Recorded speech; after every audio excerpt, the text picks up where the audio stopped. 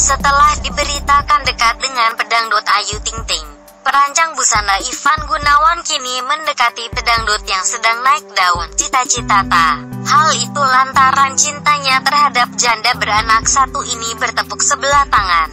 Kisah cintanya dengan Ayu yang tidak kesampaian menjadi pelajaran berharga. Oleh karena itu dirinya kini lebih memilih untuk tidak terburu-buru untuk mencintai seorang wanita. Saya nggak mau over dan ekspresif mendekati seseorang.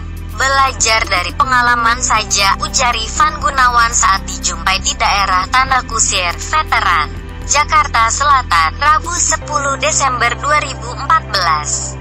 Butuh waktu bagi pria berbadan besar ini untuk berkomitmen dengan pelantun sakitnya tuh di sini itu. Salah satu yang bikin Ivan masih ragu dalam berkomitmen adalah agenda masing-masing yang sangat padat.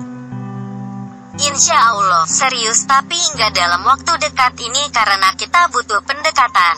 Nggak mau terburu-buru, ditambahkan jam terbang kita sama-sama sibuk, pungkasnya.